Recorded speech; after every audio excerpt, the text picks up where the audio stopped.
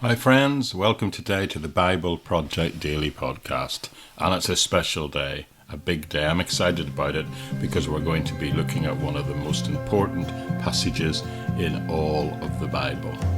Some would say even in all literature, the Ten Commandments. We're going to begin our study today over the next few days looking at Exodus chapter 20 and the Ten Commandments. So you're very welcome. My name's Jeremy McCandless, and the Bible Project is a project for you and I together to work through the entire Bible, chapter by chapter, verse by verse. If you've just landed with us for the first time today, then why not click on the subscribe button wherever it is you get your podcasts from, and that way you need never miss another single episode. So in a minute I'm going to drop back in and pick up where we left off last time, but please do hang around at the end. At the outro I'll give you a little bit of information about other ways you can connect to this ministry and access other free Bible teaching resources. So with that said, I'll say bye-bye for the moment, and let's drop straight in to the book of Exodus, chapter 20, the Ten Commandments. Bye-bye for now.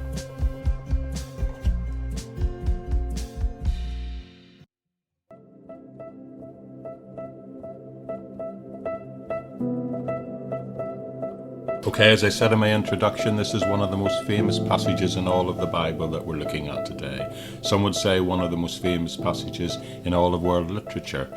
It's the Ten Commandments as recorded and revealed to us in Exodus chapter 20. These 10 phrases have had a profound influence on not just Western morality, but on morality worldwide. It has greatly influenced our view of the law. Some have said to the point where it's almost beyond measure, and it is widely recognized in most cultures across the world as the basis of the beginning of all public morality. Most people, it would seem, are familiar with the Ten Commandments at some level. But it seems to me almost everybody on this planet, Christian or otherwise, has some sort of at least vague familiarity with them. But I would like to suggest that our familiarity with the Ten Commandments, for Christians sometimes we're too familiar and we take them for granted, but for other people it's all a bit fuzzy and not very exact, which is why I'm delighted today to come before the Ten Commandments in our series through Exodus. Because today we're going to begin to look at exactly what they really say. So with that in mind, I'm going to read to you now from Exodus chapter 20. I'm going to be reading from the NIV today rather than the King James or New King James, which I normally use. But I'm going to read today, and I'm going to begin reading, well, initially we'll read the whole thing, verses 1 to 11. And it says this: And God spoke all these words. I am the Lord your God who brought you out of Egypt, out of the land of slavery. You shall have no other gods before me. You shall not make for yourself an image in the form of anything above or on the earth beneath or in the waters below. You shall not bow down to them or worship them, for I, the Lord your God, am a jealous God, punish the children for the sin of their parents, to the third and fourth generation of those who hate me, but showing love to 1,000 generations of those who love me and keep my commandments. You shall not misuse the name of the Lord your God, for the Lord will not hold anyone guiltless who misuses his name. Remember the Sabbath day and keep it holy. 6 days shall you labor and do all your work, but on the seventh day it is a Sabbath to the Lord your God. On it you shall not do any work, neither you, nor your son or daughter, nor your male or female servants, nor your animals, nor any foreigner residing in your towns. For in 6 days the Lord made the heavens and the earth and the sea and all that is in it, but on the seventh day he rested. Therefore the Lord blessed the Sabbath day and made it holy. So I'm going to pause right there for a second, and initially let me talk for a minute about any sort of perspective division of these commandments. As a matter of fact, there are 2 ways you can divide the commandments. Most are familiar with one way, but there are actually 2 potential ways. One way has to do with the older Jewish view that says there were in fact 2 commandments, and thereby there were 5 commandments on each tablet. The second view is a newer view, a Christian view, which actually was initiated by a guy called Origen, and then popularized by Augustine of Hippo, Saint Augustine some people call him, who says that there are two divisions, in fact, in the Ten Commandments. That there is another way of dividing the Ten Commandments, and that says that there are 4 commandments and then there are 6 commandments, and that the first group have to do with our relationship with God, and the second group have to do with our relationships with each other. In other words, they are divided not numerically, but they are divided into subject matter. So which is the correct way to do it? Well, I'm going to suggest perhaps that we should choose to follow what Jesus said when he was asked what is the greatest commandment, because he said firstly to love the Lord your God with all your heart, and the second, he said, is likened to it that you should love your neighbour as yourself. So to me it seems that the Lord himself divided the 10 commandments in 2 parts indeed, and he also based them on subject matter. So it is that division developed by Origen and Augustine that I feel links back to what Jesus said, so I'm going to follow that division of the commandments in our time together. Now you'll notice that we're only going to look at the first 4 today, so what I'm going to do in this episode is discuss these first 4, and then tomorrow, time allowing, in that episode we'll discuss the final 6. And as I said, these 4, they deal primarily with our relationship towards God. If you wanted to summarize them just as Jesus did, these deal with how we are to love the Lord our God, and later on we will see how we are to love our fellow men and women as ourselves.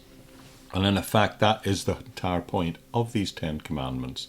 So with that in mind, let's roll back again to Exodus chapter 20, verse 1, and see what the Lord spoke, saying.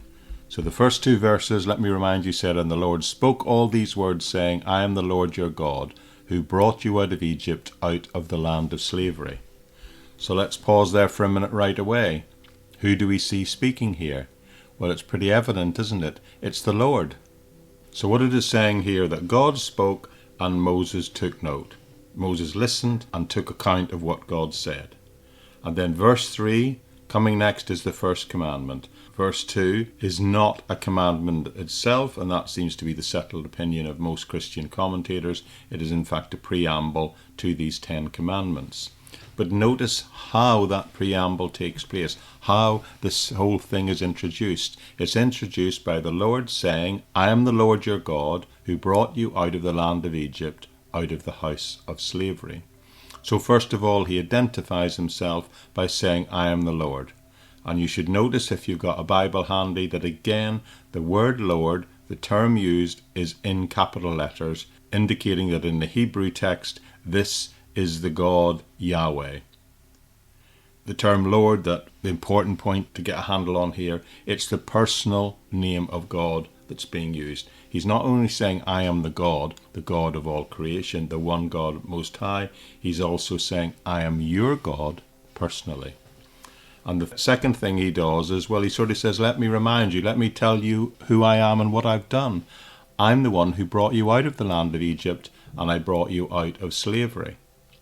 The 10 commandments were not given to people so that they could be redeemed, because that has clearly happened already. They were given to people, to a nation, via Moses, to a people who were already redeemed. They had already been delivered from slavery, and God clarifies that here. They've already been set free. So the 10 commandments, we can already see, are not given to save the people. In the case we're seeing here in the Old Testament, they're being given to a people who've already been saved, who've already been delivered. And I think that's interesting. Now, the place of the law, the place of these commandments, according to Christian thinking, and unpacked in great detail by Paul, was that the law was given in order for people to recognize and to convince people that they were, in fact, sinners. But keeping in mind that no one could be saved by keeping these 10 commandments. We get saved by the grace of God through faith in Jesus Christ. It is not possible for anyone to keep all the 10 commandments always. So let me just pursue this, because there's much more going on here, even in this opening, than just the preamble to the disclosing of the law. One Jewish author I read in approaching this opening verse says this is the verse that establishes the idea of ethical monotheism. Now, polytheism, that's the idea that there are many gods, and the ancient world was full of societies that worshipped many gods. Remember Egypt. They had a multiplicity of gods. And if you also remember when we talked about the 10 plagues, those 10 plagues were judgments directed against their specific gods. But here, monotheism is the idea that there is only one God Most High. Hinduism, as you may know, has over 3 million gods, but it is Judaism here in the ancient world who first established and had revealed to them the divine truth that there is only one God Most High, one God who is creator of the whole universe. And it is these verses that establishes that. But it also establishes that this God Most High is an ethical God, because it will go on to show that this one true God is the one who is the source of revealed morality. Morality in the form of an objective code, if you like, something that identifies right from wrong, and the fact that right from wrong and the definition of it does not come out from human opinion. It emanates from God himself. Therefore, it stands above, it transcends any human opinion. And the other I disclosed here right in this opening verse is that it is this same single creator God who wants us to treat other human beings morally. We'll find out more about that tomorrow. And also by referring to the deliverance of Egypt, it identifies the importance that this creator God puts on freedom. Notice verse 2 says, "Look what I did for you. I am the God who brought you out of the land of Egypt. I brought you out of slavery." So this statement teaches the importance of freedom. God did not say, "I am the Lord, the God who created the world, and because of that you better listen to me." He said, "I'm the one who took you out of slavery into freedom, because it is only by living in freedom I am able to give you the free choice as humans to respond to me." The giver of the 10 Commandments in effect says, "I took you out of slavery into freedom, and these 10 Commandments that I'm giving to you are a way that you can freely choose to follow me and choose to build a free society if you'll just follow my directions." Have you ever thought about the fact that law, rules, boundaries actually create freedom? It's kind of counterintuitive, but if you think about it, it's absolutely so. As an example, if any of you play a musical instrument, then you will know that there are rules to follow, and it's only by following those rules that you'll be able to play and potentially create something. If you just randomly crash every note in the keyboard, then you're not going to create anything. And in life in general, our response to that may feel that we are restricted to certain rules. It is the rules and the law here that frees people up. Therefore, the laws, the boundaries of God actually liberate us to live in freedom and be who we are created to be. The 10 Commandments here signal perhaps for the first time in human history that you cannot be a free people by simply doing whatever you want. Freedom comes from moral self-control. There's no other way you can achieve it. If you don't have self-control and moral freedom, then this whole free will thing isn't going to work. Or as Jesus says, he who does not obey the will of God and commits sin becomes a slave of sin. You may think it's freedom to do whatever you want, but it is in fact slavery, and pretty soon other people's so-called sense of freedom will begin to encroach on your ability to do the very things that you want to do. Freedom, in fact, is doing what God says, living according to his moral law. If you don't, you become a slave, well, initially perhaps to a guilty conscience, but more than that, you become a slave to those destructive things and activities in your life. So it's very clear here that the Lord says, I'm giving you this law so that you can be free. And for in order the people to receive it, they had to be free themselves from slavery. I think that's interesting, isn't it? So what are these laws? Well, we're going to look at them. And as I say, the first 4 just today, and these first 4 will talk about a relationship with the Lord. And he says the first in verse 3, which is, you shall have no other gods before me. So what does that establish? Well, I said I believe that it establishes obviously this idea of monotheism. And if it does that, then by nature it eliminates polytheism, the worship of multiple gods. This verse establish that the Lord God is the one God most high, and that there should by commandment be no other God above or before me. The Egyptians, as I said, had gods all over the place. So this idea eliminates totally the idea of multiple gods. But let me suggest at one and the same time it also eliminates idolatry. We'll unpack that more in a minute. But this is something that surprised me when I studied these commandments closely, and I noticed that the very next verse will say, "You shall not make yourself any carved images." Now, I'll get to that in more detail in a second, but right now I want to point out that this verse 3, the first commandment, eliminates idols as other gods. So it eliminates both the idea of more than one gods, multiple gods, polytheism, and the concept of idolatry, and it does it all in one short sentence. And what it says is a preamble: "I am the one who delivered you. I am your God and your only God, and you ought to know that." Now, Jesus later will tell us and sum up the first 4 of these commandments as saying that we are to love God. But I think it would include in that love that there must be an element of praise. We are to have a relationship with him if we are to love him, and part of that will be prayers and prayer and worship. As a matter of fact, I think that might be another good way to summarize the 10 Commandments. The first 4 are talking about love and reverence towards God, which will be expressed through these things like praise, prayer, and worship. And the last 6 talk about respect of God and of one another. So if he is indeed, as he reveals here, the only God, the one God most high, there must surely be a sense of awe about being in his presence. John Calvin, the famous German reformer, said the purpose of this commandment is that the Lord will alone be preeminent among his people and allow him to exercise complete authority over them. And to this effect he implores us to put away from us all sin and superstition, because these things, this idea of God as being one of many gods, or a God that can be worshipped in an idol, they actually diminish or completely obscure the glory of who the one true God really is. In forbidding us to have strange gods, as it puts it in the King James, he means that we ought to transfer towards him everything that belongs to him, all aspects of adoration, trust, invocation, thanksgiving, and not to waste it on false god or silly man-made idols. When anything else is worshipped beside God or in place of God, bad things happen. Even good things can be twisted into bad things when God is left out. I'll just repeat that because you maybe not thought about it in this way. By worshipping anything else, putting anything else above God, even good things can be turned into bad things when you take God out of the equation.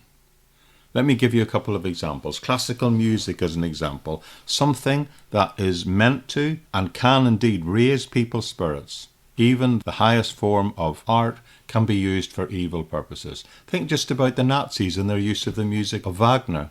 This was unpacked by that great Hollywood director Stanley Kubrick, who vividly made this point in his 1971 film A Clockwork Orange. In it, men rape and murder while they play classical music in the background. The music of Mozart is represented in that society as being the high point of all culture. Even education can be used for good or for ill. If we take God out of our thinking in terms of the purpose of education, and we divorce it, if you like, from the higher end of God's goodness, it can lead, and often has led in the past, to great evils.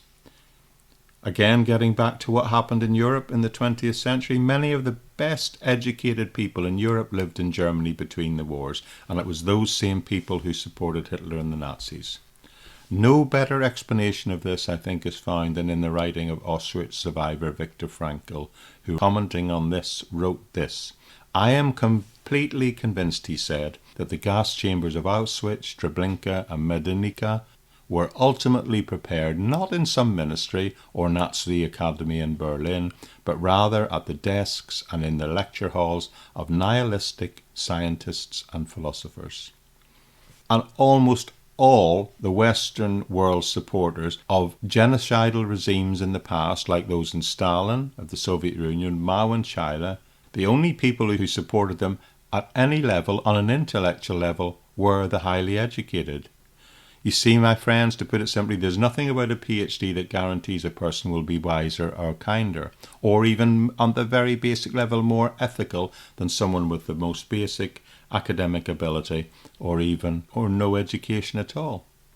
And a third example is even love can be twisted out of shape if we do not allow God to be the defining author and insight of love. You've heard me right. Even love as a principle, when placed above loving and obeying God, means that love is no longer seen as emanating from God, and thereby even an expression of love can, in fact, lead to evil.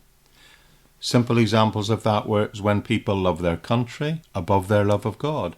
Then they become capable of committing the most terrible of evils. But here God says, I am the God who redeemed you. I saved you from slavery.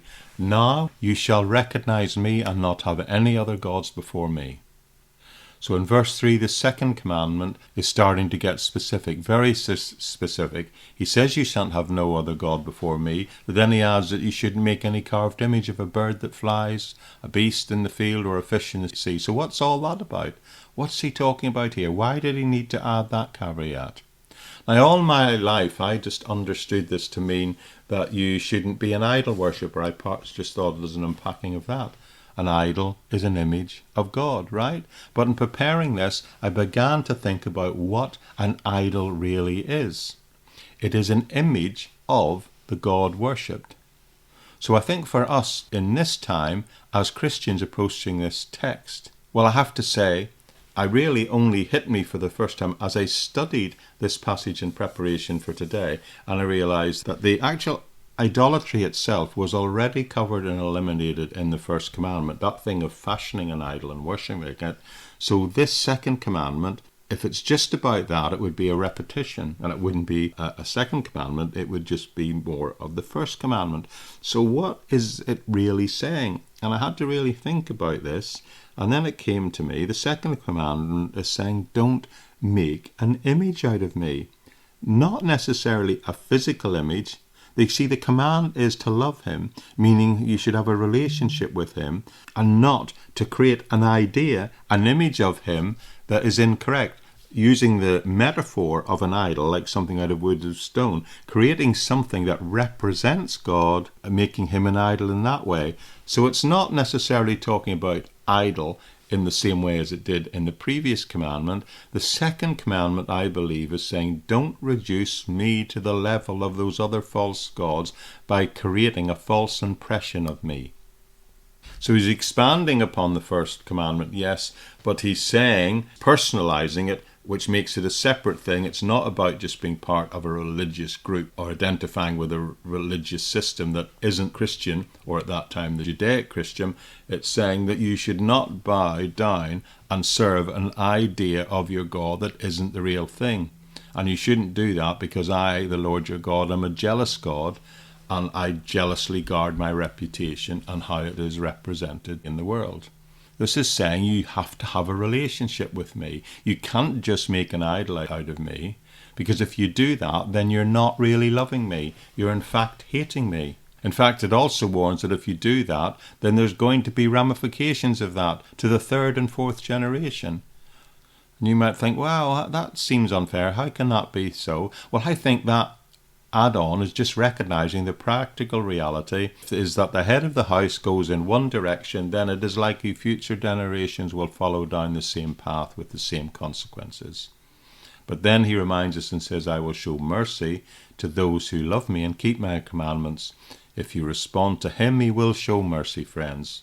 But if you don't, he will hold the consequences against you, and those consequences will carry on down your family line.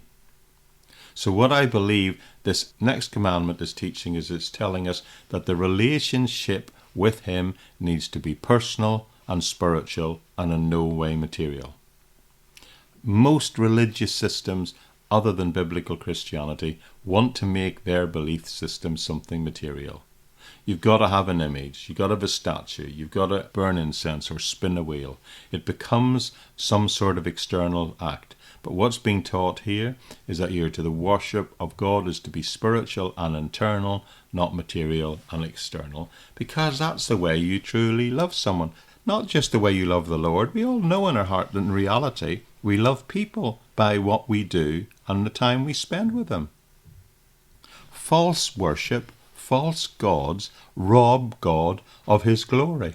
They rob us of our relationship with him, and importantly, they paint a false impression in other people's mind of who God really is. And that is why I believe he says he hates it so much. No likeness, no created thing, no matter how skillfully fashioned or argued, can possibly fully reflect the nature of God.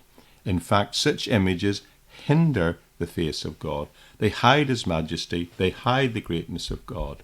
It's bad enough to have an unflattering picture of yourself doing the rounds. Imagine your name being used or put towards something that is totally contrary to everything you believe and are. It's a bit like your photograph accidentally appearing in a newspaper as an image of someone who's done some terrible thing. And that's why God detests it, because it misleads people. It gives them, other people, a false view of who he is. And nothing is more destructive than that in God's mind. And this commandment is particularly relevant today because our problem in the Christian church is not mainly the carved images, the physical idols, although it is in some sections, but for us, it's the mental idols we create. We form pictures of God, but they're not thinking of him and finding out about his true character. I shudder when I hear the way some people speak of God.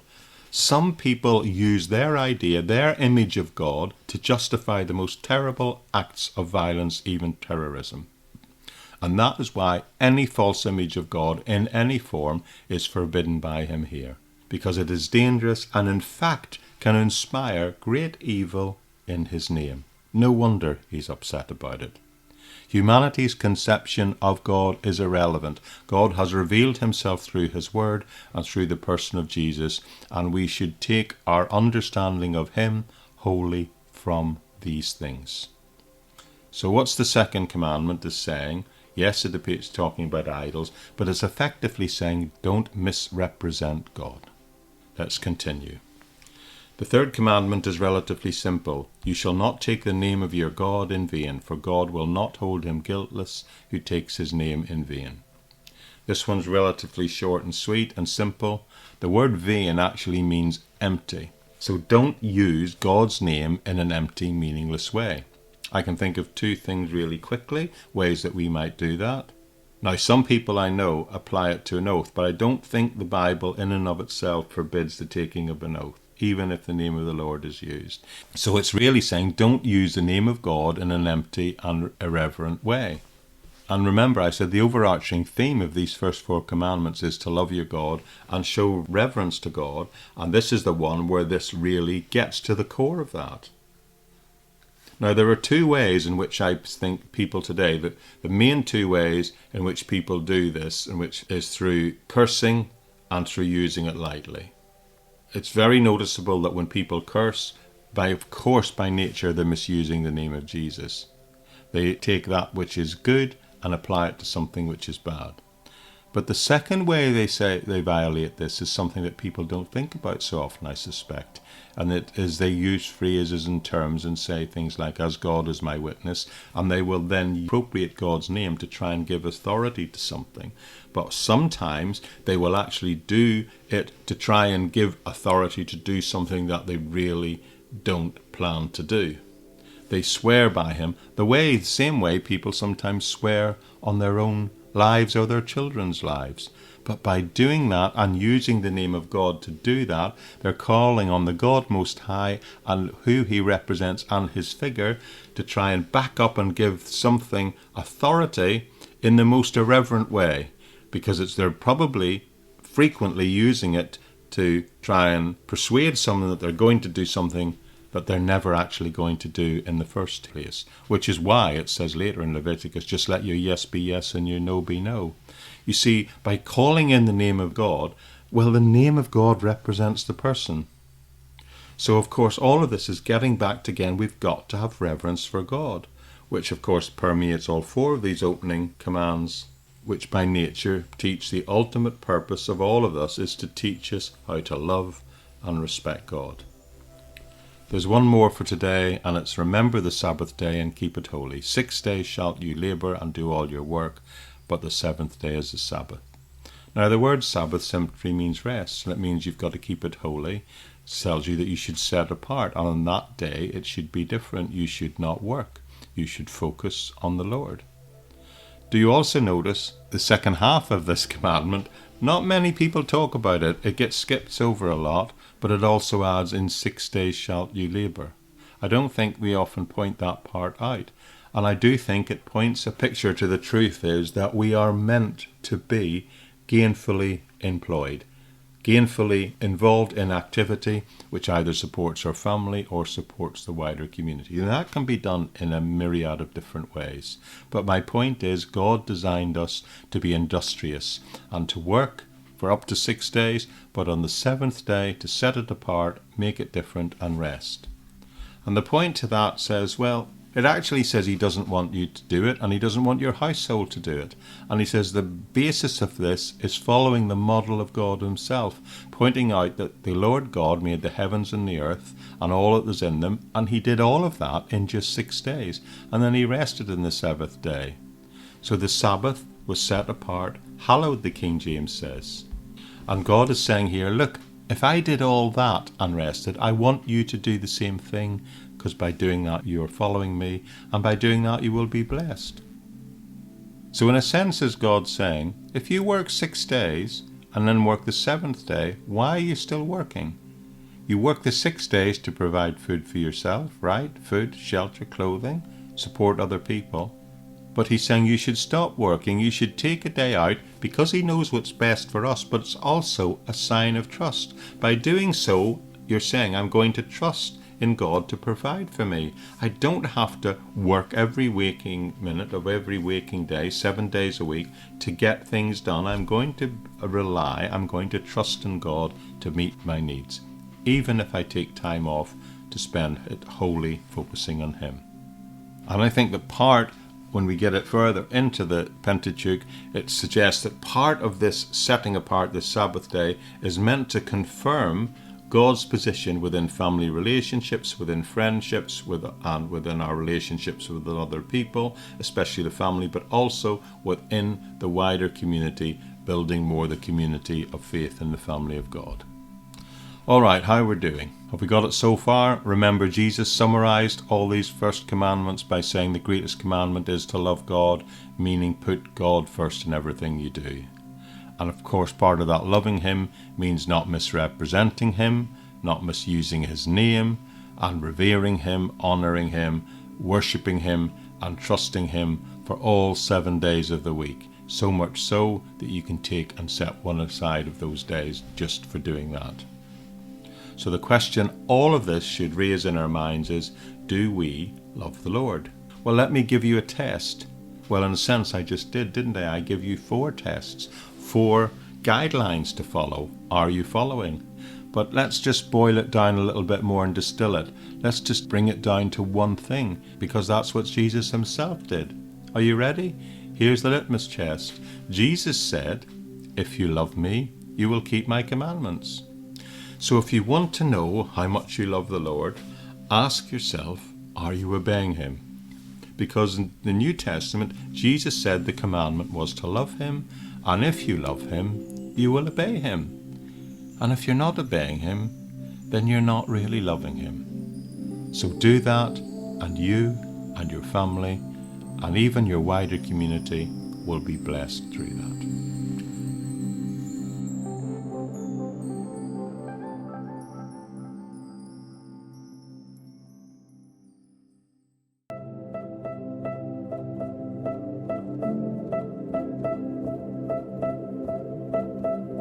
Okay, last time we were together, I started by giving you an explanation, an overview of the 10 Commandments, and talked about how we've made it through the first 4.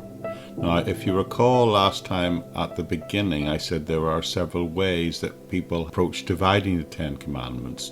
One way was just to say there were 5 on each of 2 tablets. That's often how it's depicted in imagery, isn't it? But among Christians for about 1500 years, the way they are usually divided is the first four, and to see them as relating to our relationship with the Lord, and then the later six relate to our relationship that we have with one another as human beings. Now, since Jesus himself defined the greatest law as loving the Lord your God and then adding loving your neighbour as yourself, it seems reasonable to me that we should divide the commandments in a similar way that he did. So in yesterday's episode we covered the first four commandments, which were all about our relationship with the Lord. We should have no other gods before him. We should not make any false idols or build any false impressions of him. And we should keep the Sabbath day holy and not take his name in vain. And we've looked at what those all mean for us today. So today we begin to look at the six that are left. And all of them, as we shall see, will have to do about loving your neighbour as yourself. It becomes immediately evident when looking at these commandments that they all involve other people beside us. For example, stealing another person's property, or coveting their wife, or even committing adultery. So these all involve our relationships with other people. Now, it would be tempting for me to try and tackle all six in one session and can thereby get through this, but I feel the explanation of the six, well, I'm going to resist that temptation. I'm going to take my time and pace it correctly, and we'll divide these other six into two parts. There's no sort of basis for subdividing them further other than the order in which they appear in the text, but I do want to give more than just a surface explanation of what each of these commandments actually mean. So today's three commandments are really very simple. Honour your father and mother, do not murder, and do not commit adultery. But of course, even just hearing them listed in that way, the truth is the implications and the ramifications of these three commandments are very far-reaching. So in this episode, I'll cover three of them today, and tomorrow we'll deal with the next three. But before we dive into these, let me just share a little bit of background information by way of introduction. Over the last couple of years, in the background to doing this study, I've been working on a modern paraphrase, a rewriting of the writings of John Calvin. In fact, the very first of those books is about to go on Amazon any day now, and it's going to be my contemporary English version of John Calvin's commentary on the book of Galatians, a profoundly important book in the history of the church. But during this time, in the preparation of doing that, I've come into contact with John Calvin's extensive writings on the Ten Commandments. So you will be noticing I'll be quoting what John Calvin said about them quite a lot, because I found his insights not only fascinating but really helpful. So just bear that in mind as we look together at the next three commandments from Exodus chapter 20, and we'll begin just 3 verses today, one for each commandment. Verse 12. Honour your father and mother, that your days may be long upon the land which the Lord has given you. So the first of these three commandments is simply to honour your father and mother, which of course implies respecting and obeying them. So it's especially aimed for children of all ages, but of course children initially being taught this whilst they were still at home. Now, there is a surprising aspect to this commandment in what comes in the second half of it, which is often forgotten. It states that if you obey your parents, you will live long in the land that God is giving you, referring, of course, to the land of Palestine in that context. But it implies, therefore, the other side of that must mean that disobedience and disrespect of parents would result in perhaps being booted out of the land for them, which actually ultimately will happen to the Israelites. Now, if I turn for a moment to Ephesians chapter 6, we see the Apostle Paul quoting this commandment, but he too adds a slight modification. He says this, Ephesians 6 verse 1, Children, obey your parents in the Lord, for this is right. Honour your father and mother. And he adds, which is the first commandment, with the promise that it may be well with you, that you might live long on the earth. So it seems the ramifications of this commandment continue in the thinking of Paul, continue beyond just honouring your parents, as Paul's suggesting. But how does honouring your parents relate to living longer in the land, living longer on earth, having a longer life on earth, it would seem. There are verses in Proverbs, which say something similar. Proverbs 10:27 speaks of the fear of the Lord as the thing that prolongs days, thus indicating that living a righteous life, living a life by which you obey God's commandments, it seems can contribute to a potentially longer life. So maybe these ancient writers picked up something, but we're only beginning to understand today the fact that living a good life, living a moral life, will bring about well-being, and then a longer life might come out of it. There's clear evidence coming through only in the last 25, 30 years of the huge impact that having healthy relationships with our families and with other people, the huge health benefits of that. And that surely must include honouring your parents, and how that can impact one's health, both mentally and physically, for the positive. Anyway, I thought that's an interesting insight, often passed over.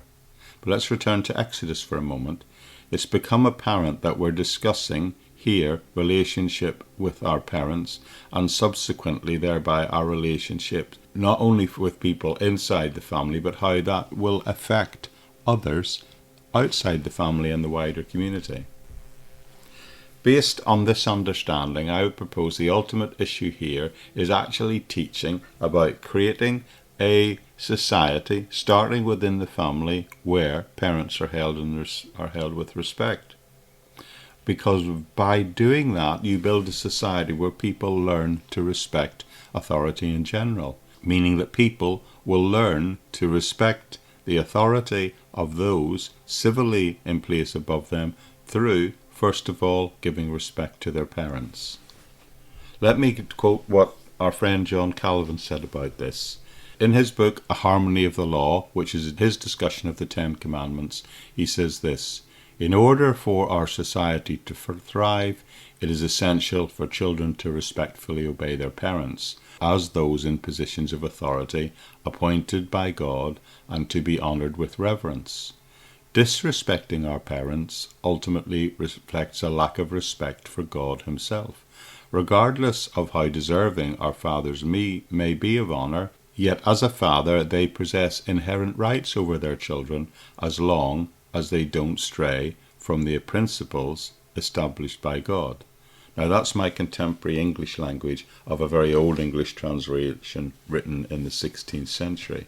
But what Calvin is saying here is that this attitude of respect, starting within the family, has ramifications for all the society. If you learn this way of thinking at home from the beginning, it will reverberate throughout the entire society. And also Calvin says that even if the father isn't the most respectable of fathers, so to speak, we should still respect him because of the position he represents. It's only if he goes so far beyond the pale that he's violating the very principles of the judgments of the law that God has put upon him. That's the way Calvin puts it anyway. In other words, that he's so way out of bounds that then, as an individual, maybe our respect would wane, but not in terms of what he represents. And I think that's an interesting insight.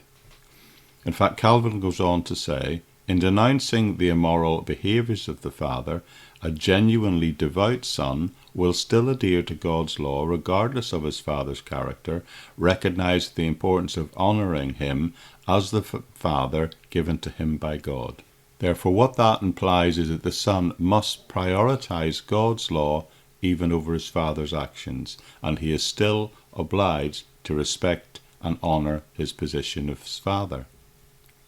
So it's fascinating to me that way back, even in the 16th century, and it's amazing that we can even begin to understand and think and understand that people perhaps were thinking the same way as we were.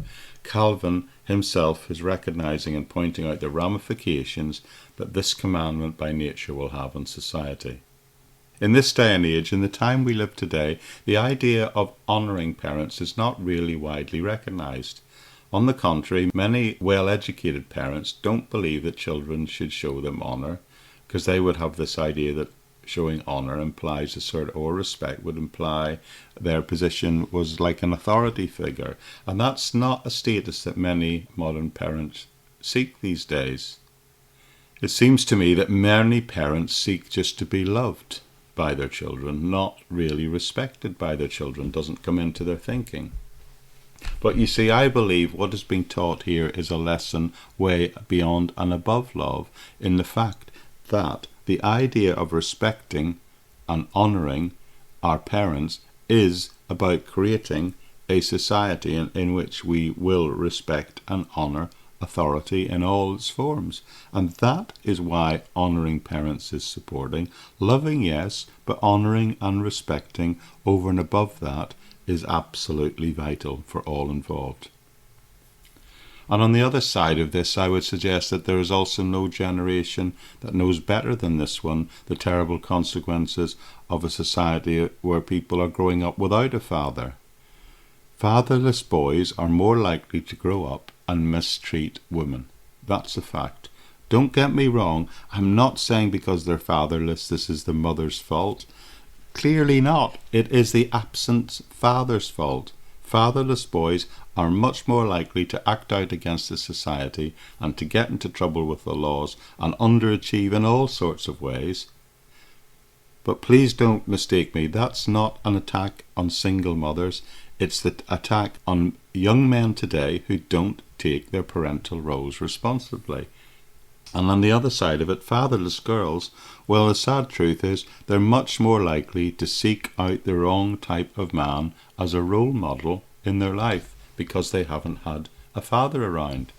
You see, this whole idea of honouring respect is about bringing everyone, all of us, to come to a position where we can recognise that there is in fact a moral authority above us, someone to whom we are morally accountable. And without this commandment, we cannot create or maintain a truly moral society. Now, of course, the 10 Commandments are there to demonstrate that the ultimate moral authority is God, who is higher and over and above any authority of that of parents. But it's very difficult to come to a position where you feel you can even understand the idea of honouring and respecting God without having had a parent, especially a father, as, if you like, an earthly example of that heavenly reality. So the commandment, honour your father and mother, sets the template for moral authority and how it should begin at home. Okay, the next commandment is very straightforward: do not murder. Now, some of us who've been round the block a few times may think they remember as this being described all the time as thou shalt not kill. But let me be clear, it's translated thou shalt not murder, and that's how it's translated in most Bibles these days. And that is because the Hebrew word for murder means murder, and this commandment has nothing to do with just killing. As a matter of fact, there are all kinds of ramifications that rise out from misinterpreting this the wrong way.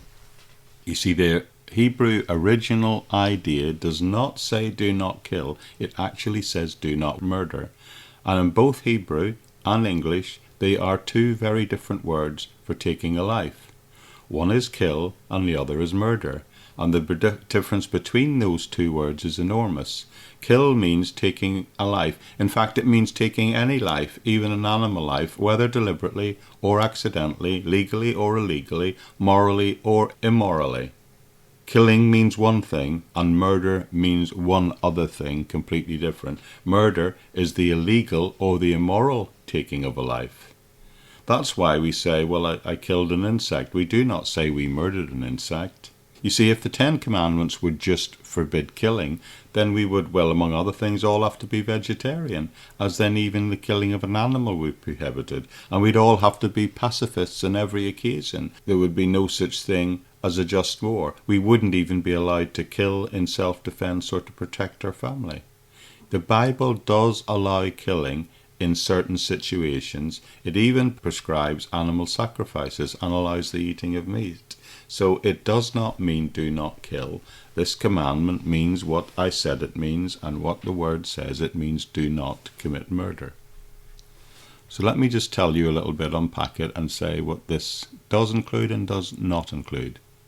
Clearly, it doesn't include accidentally killing someone. We have words for that and levels of that within our legal system, from something called manslaughter through to accidental death. It means you may have killed a person in a varying degree of circumstances, but it wasn't your intention, so it wasn't murder. It was an unintentional act that led to the loss of life, and that is not defined as murder, and that's different to what the Bible is talking about here in this commandment. So pretty much, besides taking out a gun or a weapon and killing someone, lots of other types of murder, types of events that lead to the death of another person are not what is actually being talked about here. The first act is a deliberate murder, meaning that you premeditated. It's murder. Now, if it's done in passion on the spur of the moment, it's still murder, and in law it's second-degree murder, but it's still murder. But it's not deliberate pre-planned murder, which is how we as societies agree different levels of punishment. In law it may be classed as second degree, but the key word is it's still murder. So murder can be when you intend to kill someone premeditatedly, or in a moment of passion, it's still murdered, and that's what's covered by those two things. But there are some other things that I believe are also covered, and let me mention a couple. Controversial, I know. I personally think that euthanasia is murder, that you have no right to deliberately plan to take someone's life because they're old or because even, sadly, they're in pain. Now, I need to clarify this because periodically there are situations where people's life is brought to the end by the ending of what we call today life support. And there's nothing, I believe, in Scripture that says you must artificially keep a person alive on a machine because the technology today enables you to do that. I think that's different. It's not okay, in my estimation, to say that just because someone is going to die in 6 months, that it is okay to help them die quickly. And that's why euthanasia, in my opinion, is covered by this commandment. It's not allowed in Scripture, and it's covered under the commandment of thou shalt not commit murder. You see, ultimately, these commandments teach respect for human life. In fact, if you remember, I said how these commandments are actually divided, and how Jesus himself divided them was into two parts. Firstly, our relationship to God, and then our relationship to other people. And the first section had to do with loving God, and the second half here has to do with loving others. And this is teaching us, is more than not killing someone. It's teaching us that on every level we should honour human life in society, because people ultimately are made in the image of God. So to sum this up, all this second group of commandments we're going to look at today and tomorrow cover all types of violence, injury, any deliberate, harmful, premeditated thing that we could do to someone, something that may injure someone's body, take their life, or damage their position and status in society. In other words, they're all forbidden to us under these commandments. In other words, we could just say it's all about respecting other human beings. Now, I warned you I was going to quote Calvin, but I will again because I think he brings some interesting insights into this. Listen to what he says about this. The Lord here instructs that everyone should diligently strive to protect and promote the well-being of their fellow human beings.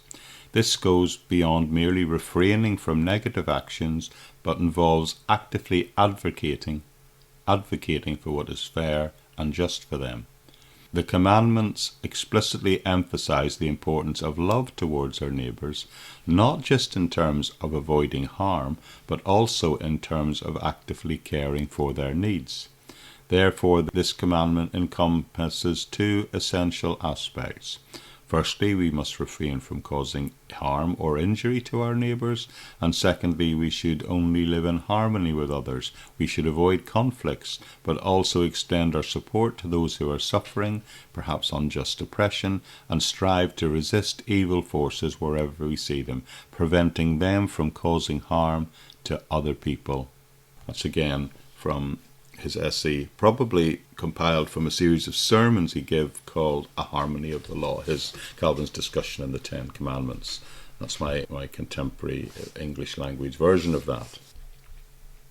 Christ himself, of course, he expressed the same sentiment exactly in the sense of his attitude about how the law should be applied in his life, when we hear him recorded in John's Gospel as saying that whoever hates his brother is a murderer. Jesus said it, John said it, Matthew said it, Mark recorded it. And if you really want to get down to brass tacks, they said this is all about loving our neighbours as ourselves. Okay, one more commandment we look at today, and that is you shall not commit adultery. Now, this is also one that is misunderstood as well, because I'm sure I don't need to explain there's a difference between adultery and just sexual immorality. The word often used for that, particularly in the older translations, was fornication. You see, adultery, which is being talked about here, by definition everybody agrees, this is not a debatable point, adultery is sexual intercourse where one or both of the partners are married to someone else. In the Bible, under Mosaic law, of course, being engaged to someone would have also been included in this commandment. But one or both of the parties, if they're married or engaged to someone else and they have sexual relations outside of that, they have committed adultery, and that is what is being taught against here. So needless to say, this applies to married people, betrothed men and women. Now, there is another word that's used in the New Testament, in the King James, and is sometimes translated. In the old translations, it was translated as fornication, and in the more recent translations, the words used are often sexual immorality. But that is just a blanket word. The Greek word for that is a general word, that fornication that applies to any unlawful sexual activity. So you will very often in the New Testament find these terms, adultery and fornication, even within the same verse, because adultery, when applies when one or both of the parties are guilty of that sexual immorality. But of course, that term can apply even if they're not married. Now, that's important, as I'll explain in a minute, but right now, let me just go on to say this. From this, it's clear, it's teaching absolutely in the commandments that any other union apart from marriage is not acceptable in God's sight, and that the companionship of marriage has been ordained as the place where we live together and can find expression in this way, and also is the place that has been ordained as a necessity, sort of safe harbour, a remedy, if you like, to keep us from falling into random, uncommitted sexual encounters, this type of sexual immorality that the wider aspect teaches. Hebrews 13 verse 4 tells us that marriage should be honoured by everyone. So here this commandment is directly addressing, specifically through the use of the word adultery, it's protecting the sanctity of the home. It's technically referring to two people, one of or both of whom have had married relationships, have had sexual relationships with someone else outside of the marriage, or someone single having a sexual relationship with someone who is married. Because the purpose of this commandment is to focus on the sanctity of the home, because the Bible recognizes that right from the beginning here as a fundamental building block of society. Everyone recognizes that adultery destroys marriages even to this day, and that the home is the fundamental foundation of a stable society. So why is adultery prohibited in the Ten Commandments? Well, it's there for exactly the same reason as the other 9, because it's indispensable for the forming and maintaining of a peaceful and ordered society. It's the basis of civilization. The 10 Commandments seek to create the building blocks without which society's stability would be impossible. Why? Because it is the passing on of these godly values from one generation to another within the family unit that makes the building of godly societies possible. And because the commitment to a wife and children makes men and women, and probably men particularly, who would have a tendency to be irresponsible, it in effect creates a system whereby we're structured to be responsible for one another, responsible for something. Responsible for a man to be responsible for his wife and his children. Because more than anything else, the family meets the most deepest emotional, material and spiritual needs of both men and women. So you see, adultery threatens the family. The most obvious reason that it does that is because, well, even today, sex outside of a marriage will very likely lead to one or both spouses leaving that marriage. Now, adultery shouldn't necessarily automatically lead to divorce. Note it doesn't say that here, but it can do, and it often will, and by doing so it will destroy families. And of course at this time you've got to add into the fact that it would have been very likely at that point in time to lead to pregnancy and the birth of the child, and that child would almost in all cases start out their life with no family, no father or mother even perhaps to identify with and to call his own. And of course within the adult relationships, this sense of betrayal that is experienced, the loss of trust that causes. Never mind the damage to the person who's committing the adultery, the damage of living a fraudulent life, constantly telling lies to their spouse and family.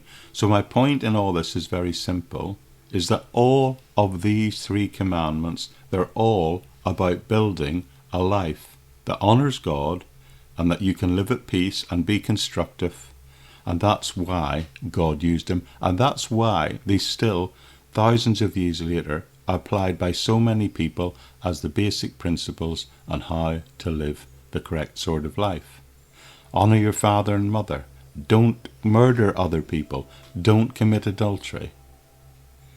But when we take a deeper dive into the New Testament and we hear Jesus talking about these, he says it all comes down to loving your neighbour as yourself.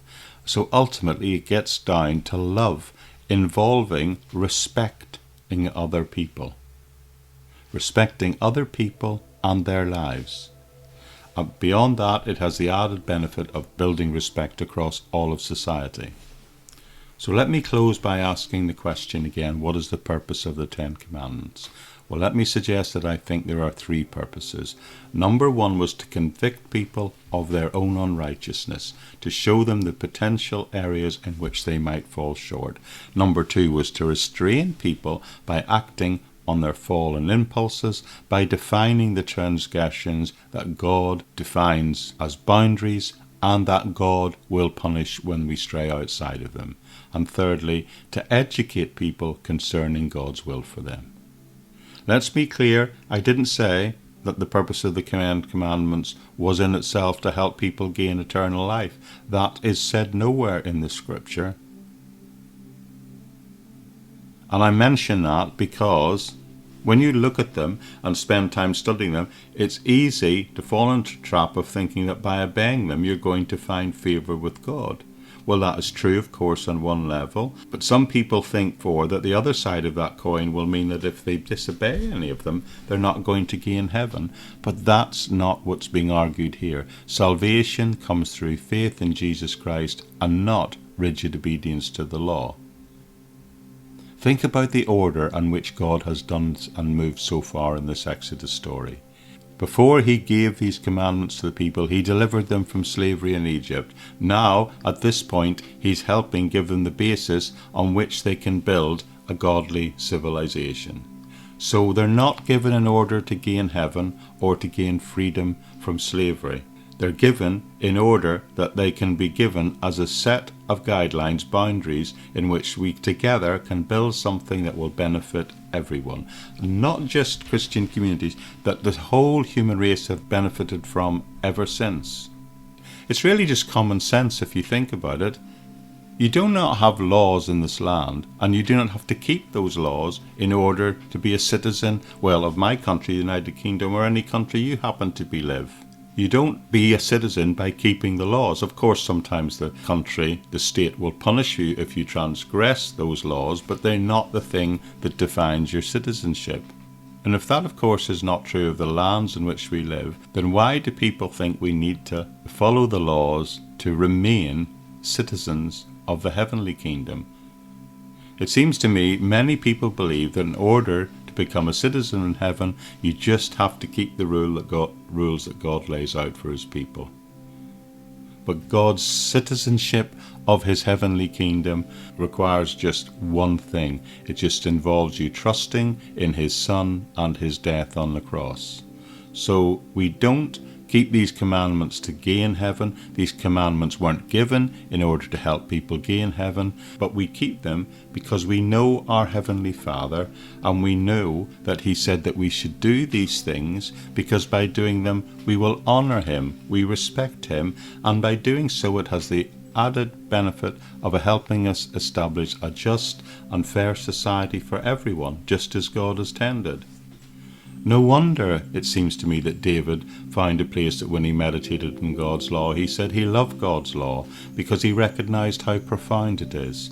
And we too should love God's law, and we should follow God's law because we love him, and because ultimately want to see his kingdom built in the place that God has put us.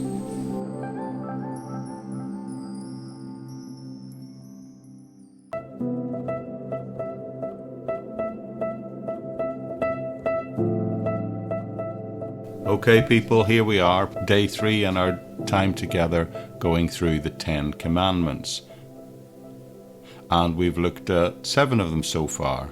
Now, as I mentioned in the 2 previous episodes, that the traditional way to divide these 10 Commandments has been into 2 parts. And as Christians, the perspective is to divide them in the way that the first 4 stand first of all to deal with our relationship to God, and then the last 6 deal with our relationships with one another. Now, I haven't landed on that division myself. It's one that's been in church history for 1500 years, but it actually ties back because of the way Jesus himself divided these commandments when he made that statement about the greatest commandment was to love the Lord your God with all your heart, and then the second was to love your neighbour as yourself. So you can see that there's a division there made by Jesus in his approach to them, and thereby it is the perfect division for the 10 Commandments. So I chose that one. But rather than try and address them in 2 episodes, I felt that wasn't possible. We're spending our second day looking at this second set of commandments that deal with our relationships with our fellow human beings. So in other words, day 1, we spent our first day looking at our responsibility to have, if you like, a reverence for God.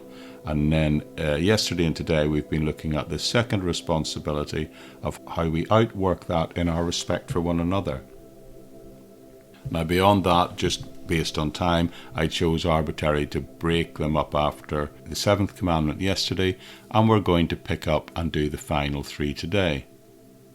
And the reason I did that, frankly, because in the end I decided there was so much good material, so much good stuff to get out of this. I wanted to be able to take as long as it took to try and cover all in an appropriate length of time.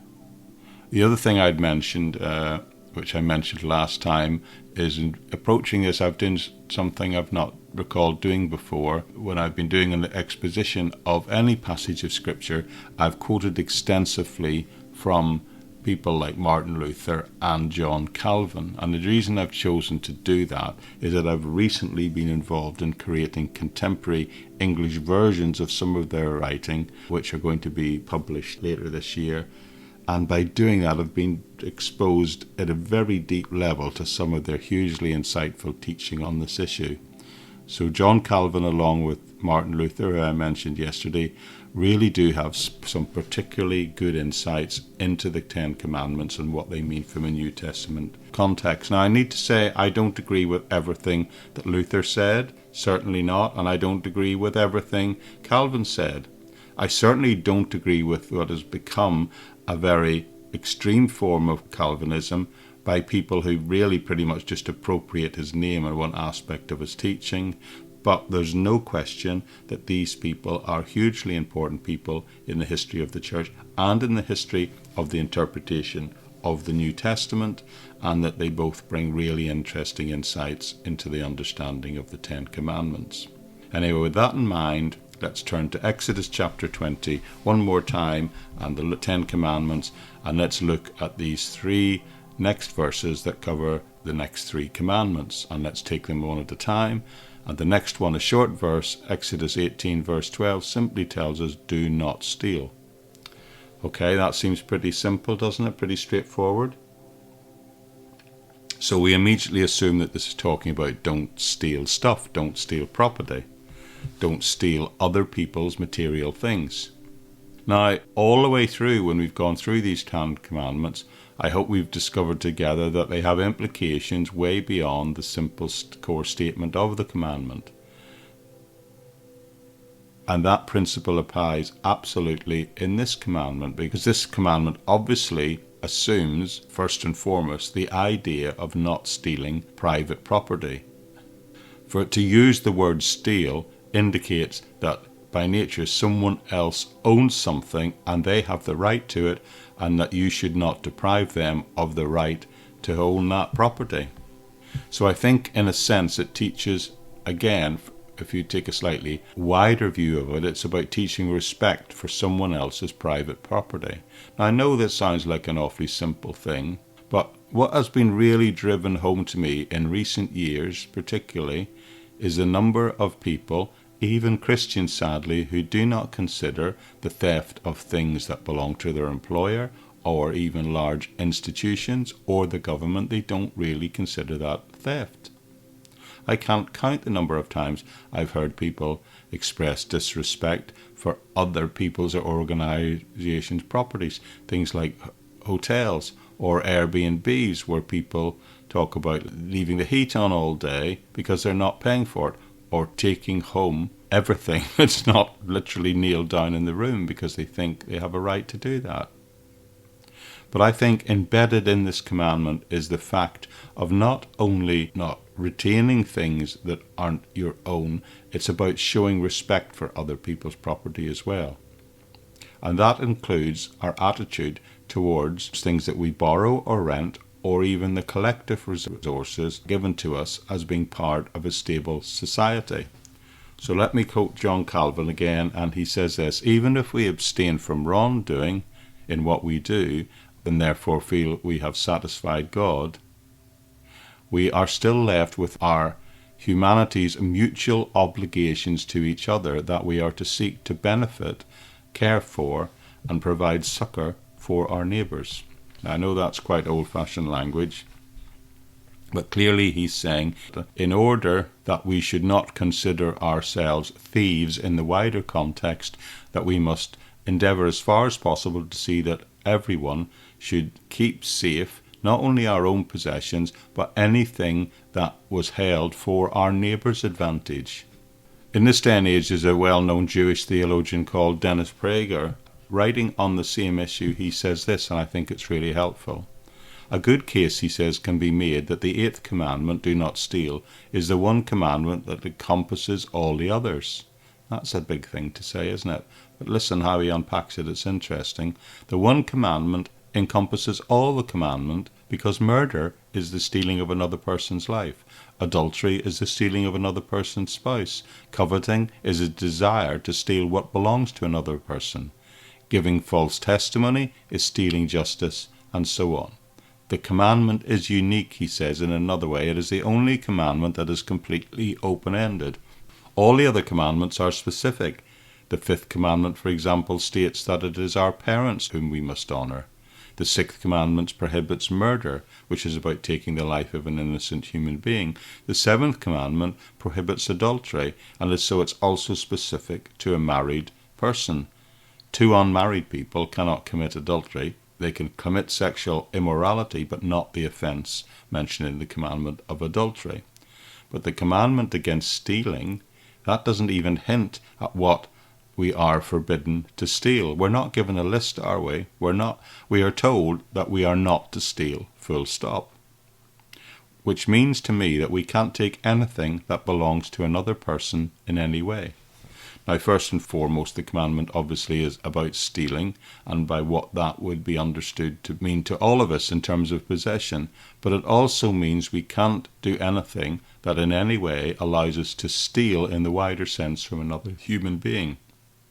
This is why, throughout history, no one, once they had an elementary understanding of the 8th commandment, would ever be able to use the Bible to justify the most common forms of slavery, because that was the stealing of people. It had actually involved the kidnapping of human beings and them selling them into slavery. And with the evangelical awakening in the UK, particularly initially, the great evil of slavery began to be overturned by people gaining a new insight into what the New Testament really taught about this issue, particularly by understanding the idea of the theft of a person.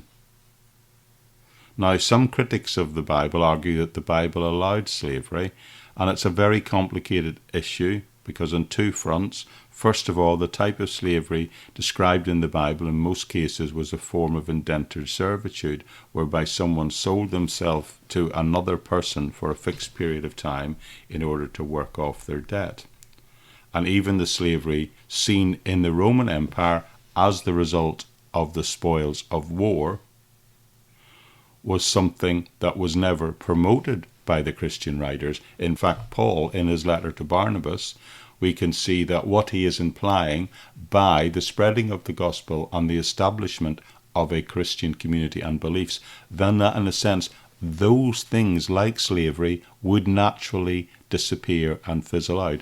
There is evidence within the New Testament writings of Paul in those lists of names at the back of the book that on occasion he was writing to people who were slaves who ran churches, which by nature means there would have been free people, perhaps even the masters of those slaves, under the authority of the slaves when it came to the living of the Christian life and the expression of it within the Christian church.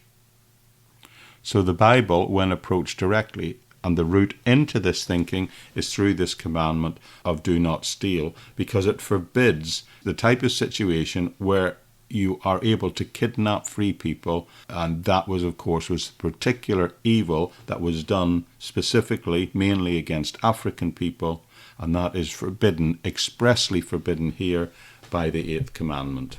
So by taking the wider, more significant meaning of this commandment, we can see it's against the stealing and the sanctity of not just people's property, but people themselves. We are forbidden to steal people and what people own.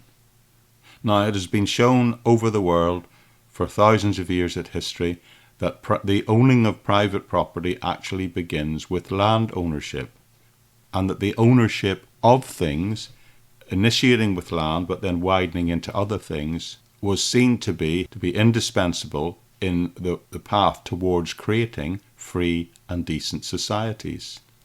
If you think about it, every totalitarian regime, even those have risen up in the last 100 years, the goal is to take away private property rights. And there was a period when we moved away from that, but then again in the 19th century in Europe, many hardline socialists argued that principle of taking away private property and giving it back to what they called the collective, the people. And where that advice was followed in the extreme, it would seem to me that in those strictly communist countries that rose in the 20th century, it didn't take long before it resulted in the death of freedom and ultimately, in some cases, even mass murder. Now, I know what I'm going to say for some may be controversial, but I actually personally believe you can't be a hardline communist and believe in communal ownership and for that to be compatible with Christian thinking, because the Bible, on principle here, as a core, says do not steal, which means that there must be an acceptance of the right to the ownership of private property. In order to be able to steal, then individuals within the society have to have and own private property. Anyway, the third important meaning of this commandment is against stealing the non-material things that people own. Things maybe you've not thought about, like their reputation. It's possible to steal someone's reputation, their dignity, their trust, even their intellectual property. Let me just run through these very quickly for you. One thing that is possible to steal and take away is a person's reputation, stealing a person's good name, so to speak, and you can do that through libel, slander, or even just gossip. And it is a particularly destructive form of theft because unlike money or property, once a person's good name has been taken and stolen away, sometimes it can never be fully restored. Another thing you can steal from someone is their sense of dignity. The act of stealing a person's dignity in public is referred to by the use of the term humiliation. The humiliation of a person, especially in the public sphere, can do permanent damage to that person's most precious possession, which is their dignity, and can result in catastrophic loss of self-esteem or even illness, mentally or physically. It's also possible to steal a person's trust. Have you ever thought about that? Stealing a person's trust can be simply you deceiving them. The idea of the con. In fact, the Hebrew term for tricking someone literally means stealing their knowledge. Examples of this could be tricking someone into buying something that you know is damaged, like someone not telling people the problems that they're having with the car before they sell it. But another person could be when someone deceives another person with insincere proclamations of love, done in order to obtain material or sexual favours from one. And that is a common one, more common than I think most people really know, really see, and most people really recognise. And then, of course, there's the stealing of a person's intellectual property. That can be in the form of theft, which includes anything from copying software or even downloading music and movies without paying for them. Do I get a sense that all the young people listening to this have all gone quiet for a moment? The simple commandment to do not steal has much wider ramifications. There is hardly any aspect of human life that is not harmed, sometimes irreparably harmed, damaged by stealing. And that's why it is fair to say that if anyone observes only one of the 10 commandments, observing the commandment, do not steal, would by itself go a long way to making the world a better place for everyone. The fact that its line of just do not steal sits there open-ended like that, it doesn't just say don't steal property, it doesn't just say don't steal this, your neighbour's, it just says don't steal. And I hope that by realising that it has such a wider implications at this, that you, frankly, I hope that you never think of this commandment in the same way again. Okay, let's look on to the next one. The next commandment is you shall not bear false witness against your neighbour. Now, if the previous commandment dealt with that which someone owns, then this one deals with the whole idea of truth. One commentator I read said this commandment forbids the damaging of the character of another person by making statements which are not true, and thus possibly cause him or her to be punished or even executed. In other words, it teaches respect for a person's reputation. Another commentator I read said this commandment's concern is bearing false testimony against anyone in such a way that would cause them to be unjustly injured or undone. Keeping this law, he wrote, helps maintain stability in a society by protecting every individual's reputation, and our social order depends on truthful speech. So that's interesting. Now, the fact of the term do not bear false witness leads some people to say this applies in court. Well, of course it does. Sure, that's true.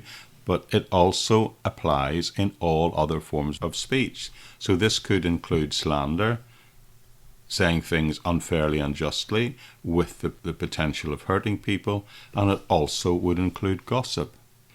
And if, when we're approaching these commandments, we keep holding the idea in our minds that these things are prohibited or prescribed by the 10 commandments, and part of the reason for putting them there is they have to be there as fundamental principles to provide the framework for creating a godly civilization. If you take them away, you undermine that whole human project. You see, any society cannot survive if it holds contempt for the truth, whether that be inside or outside the courtroom. Obviously, if people testify falsely in the courtroom, then there can be no justice for people, and without even the hope of justice, there can be no enduring civilization in a society. It is the corruption that lies inherent in some countries of the world that has held them back in their development for centuries. I think the one thing that I've really gleaned from this extra time I've spent recently studying these commandments is the fact that they are meant to deal with much more than individual conduct. I'm more aware of that this time than I think I've ever been in the past when approaching this thing. I recognise that they all have tremendous social ramifications for the societies in which we live. And this one points to the fact that the day that we lose the aspect of truth in court, we actually lose our system of justice, which upholds everything we are and be. And when that happens, we do great harm to everyone.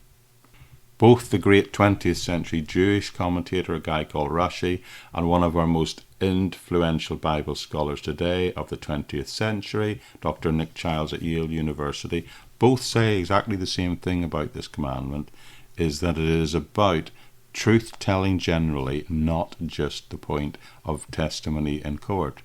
As Child points out in his discussion on the Ten Commandments, if the Ten Commandments were solely concerned with truth and falsehood in the courtroom, it would have simply added the word as in court to it at the end of the phrase. But it doesn't say in court, so therefore we must accept it applies to all forms of lying.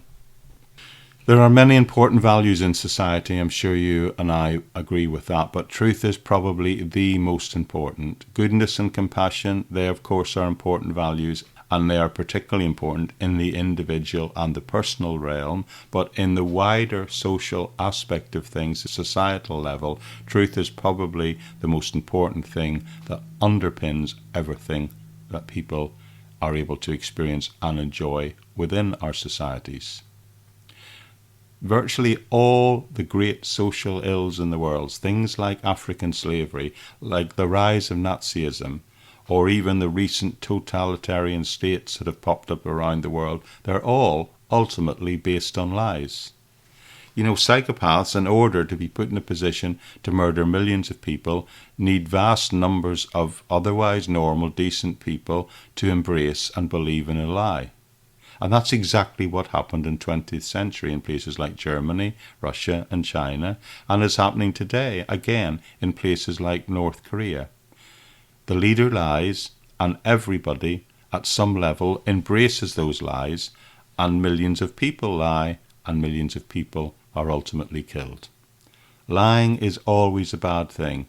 Even lying on behalf of a good cause can be destructive. Because on a societal level, if we don't understand what truth is, then how and where can we know how to properly advocate and apply society's limited collective resources for the benefit of everyone? Which tells me that no cause is more important than truth-telling. Sometimes people, because of the ideologies they embrace, believe the best thing to do is to bend or break the truth in order to bring about what they feel is the greater good. But this commandment, I believe, tells us that no cause is more important than the principle of telling the truth. You see, the Ten Commandments are not just dealing with us individually.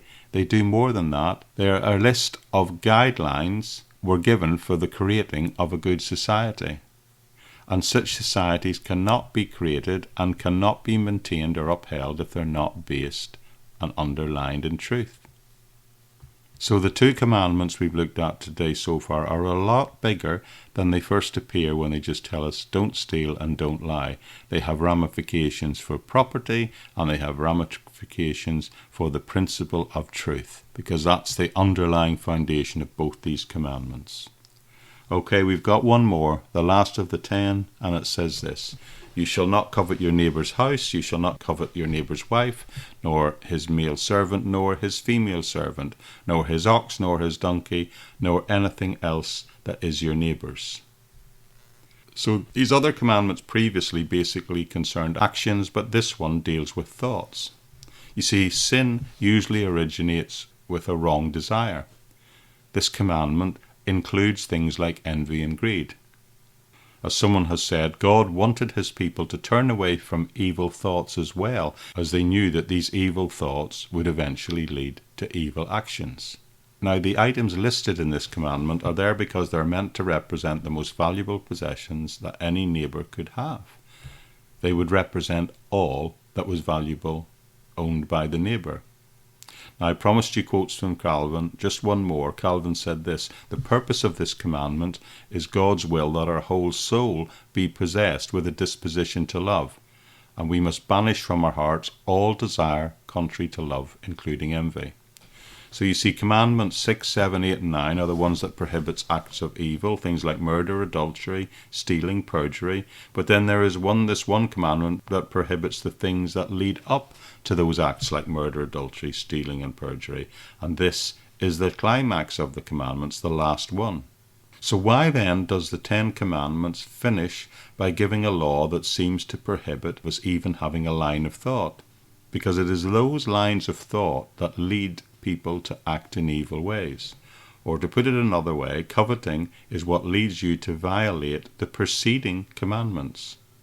To covet, let's be clear what that word means. It's more than just to want. The Hebrew word means to want something to the point of taking it away and owning something that belonged to another person. So let me explain. It's very important to understand this 10th commandment does not prohibit you from saying, wow, what a great house that guy has, what a lovely car, or what a lovely wife and family he has. It doesn't prohibit you from saying, I want to have such a house, a car, and such a family. Such thoughts, you see, yes, they have the potential to be destructive, but such thinking in and of itself can inspire someone to be constructive as well, because it might inspire them on to work harder, to improve their life, to obtain a better house or possessions, or even just to invest more love and time in their marriage and some downright hard work into improving the situation that they live in for not only them but their families. But it is when you want the specific house, you envy the specific car or the spouse that belongs to the other person, that is the thing that is condemned, because that is the thing through which only evil can result. And that is what this 10th commandment is prohibiting here. We need to make a distinction between ambition and coveting. There's a difference between just wanting something and wanting something else to the point of wanting to deprive them of it. All right, how are we doing? Did you see anything interesting? Have you learned anything in these 3 sessions in the 10 Commandments? I do hope so. I know I have learned something new in the preparation of it. And the thing I think I learned was the wider societal perspective, not just approaching this from the individual moral guidelines for me as an individual. The first 4, as I said, of these commandments dealt with loving God, and the next 6 deal with loving our neighbours. Now, some people just think of these and approach them as rules for religion, but I hope I've demonstrated that these, in fact, are principles for not only building a godly life, but building a godly society. Because if followed correctly in the wider societies, the law provides protection for all our lives, all our properties, and all our reputations. But I wonder if it's ever occurred to you that on top of all that, there was another purpose of the 10 Commandments. And that, my friend, was to reveal Jesus Christ. Now, let me explain to you. You can just approach these as a set of rules, things to tick off and say, I've done that, done that, done that. But the ramifications here are staggering. Others have noticed and pointed out that this selections of laws were given for another purpose. That is, to give the reader a true understanding of the nature and the limitations of the Mosaic law, and God's purpose in giving them to Israel. Thus it's possible to argue that the laws of the Pentateuch, as revealed here, are not here to tell the reader how to live, so to speak, but rather to show the reader that they could not in fact keep the laws and thereby save themselves. Because they not only tell us what to do, but they reveal to us who we really are before God, before a holy God. Particularly this last one, if you think about it, do not covet. Because that's what convicts us of who we are. That's what convicts us of not just what we do or do not do, it convicts us of who we are as human beings. So what the New Testament tells us about these commandments, and I've said this before many times, but it needs to be repeated and I make no apologies. We are now living under the law of Christ. We're not under the law of Moses in quite the same way. So what's the difference? Well, Paul, writing in Romans chapter 13, tells us, look at verse 8, owe no one anything except to love one another, for he who loves another has fulfilled the law. For the commandments, you shall not commit adultery, you shall not murder, you shall not steal, you shall not bear false witness, you shall not covet. And if there are any other commandments, well, they're all summed up in this one, namely, you shall love your neighbour as yourself. So that's Paul there quoting Jesus and saying that these commandments are all summed up in love. Now look at the next verse. He then says, love does no harm to a neighbour, therefore love fulfills the law. Now I've made a big issue in this short series about the fact that there are huge ramifications to the societies in which we live by the application of these 10 commandments. And I wanted to emphasize that point because I think it is a point that is often overlooked. But there is no question that although that is true, but in my mind there's no question that how that is all worked out in the societies in which we live all comes down to how we as individuals respond to these commandments. There's always an individual responsibility to act in certain ways. And I'd just like to close today by quickly telling you a story that was told and used as an illustration in Victorian times here in England. A true story, I believe, told Christian newspapers and magazines of nearly 200 years ago. It told of a young man who was employed and got his first job in the bottom rung in the banking industry, and his first job was to sweep and clean the floors in the bank after working hours. One day he found a wedge of money with a band around it under the seats, and when he pulled it out he noticed it was a small package of bills which had actually fallen under the teller's seat and gone under the counter. He took the money home with him that night, and he thought long and hard about what he should do and whether he should keep it. You see, this young man's family was in dire need, and the extra money would come in handy. The next morning, however, he knew and decided he must return the money. So he went into the manager's office and handed it over, and the banker said, "Thank you. What kept you honest, young man? You know we could never have traced the loss to you or blamed you for it." "Well," the young man said, "I'm a Christian, and I thought if I kept it, I would have a troubled conscience. And I decided, in the end, that I didn't want to spend my life living with a thief." I don't want to live with a thief. I don't want to live with someone who steals. I don't want to live with someone who lies. It is by the application of these truths in my life that will help me build a better life, a better family, and a better society for everyone around me. And for that, I'm truly thankful for God in revealing the truth in the way that He did.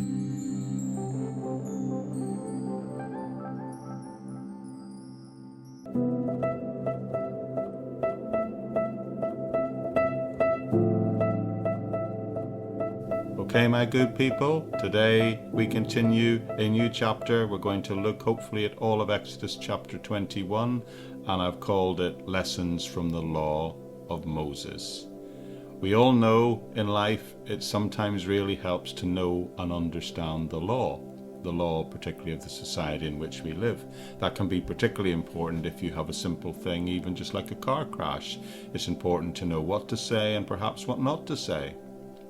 But it's also worth noting that we, today, I'm sure most of you listening to this will live in a country that is to some extent, if not wholly, based upon the Judeo-Christian tradition as first revealed in the book of Exodus here.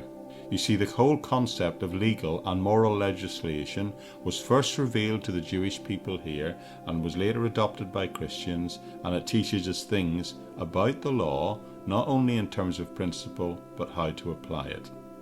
So the question is asked, what can we possibly learn looking at this thousands and thousands of year old text? What is it about the law we could possibly be of value today? What is revealed here, which at the very foundation of society, so to speak, what can we learn and what can it teach us about how we should think ethically and moral in our approach to the world and even our dealings with the legal system?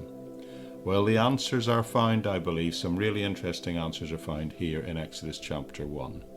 Now, as I've said before, you need to understand, keep this in context. In the previous chapter, we've had the 10 Commandments given, that famous passage of Scripture.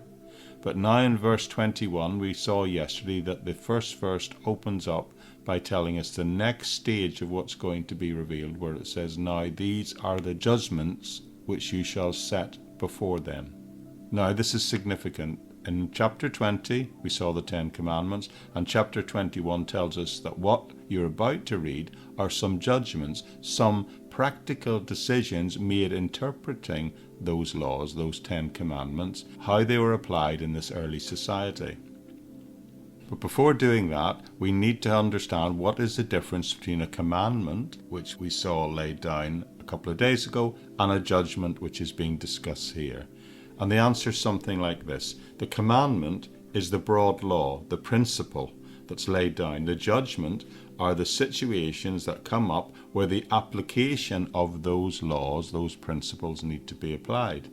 To say they're probably the same thing in another way and how it works in our day is we have the law that stands in statute as common laws, and then we have the additional laws. Well, in the UK we have Parliament or the House of Lords, then pass additional laws, and then even on top of that there's another layer of what is called case law. So the law as given was the general principle. The commandments as given were the general principle. And now we're going to come up with and see some very specific situations where you can see how that plays out, how that general law applied in that situation.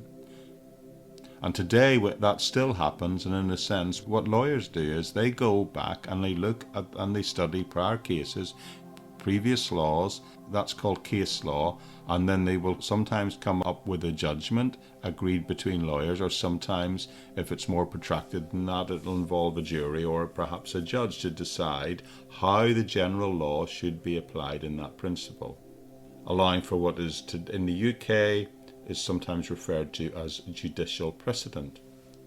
For example, the 10 Commandments, a really easy one is the 10 Commandments simply said, "Do not kill." So how does that apply then? Should distinctions be made? Well, it did then and it does now. There are cases we all know where people deliberately and premeditatively decide to take someone's life. But the law recognizes that that is different from accidentally taking someone's life. It's recognized here in Exodus, and it's recognized in our judicial systems around the world today. The way we look at it today is one is called murder, another might be called manslaughter, and one might be called even accidental death, or causing death by gross negligence. But these distinctions, all of them, are rooted in the interpretation first seen in the Mosaic Law, and it actually starts here, if you like, the first case law in Exodus 21.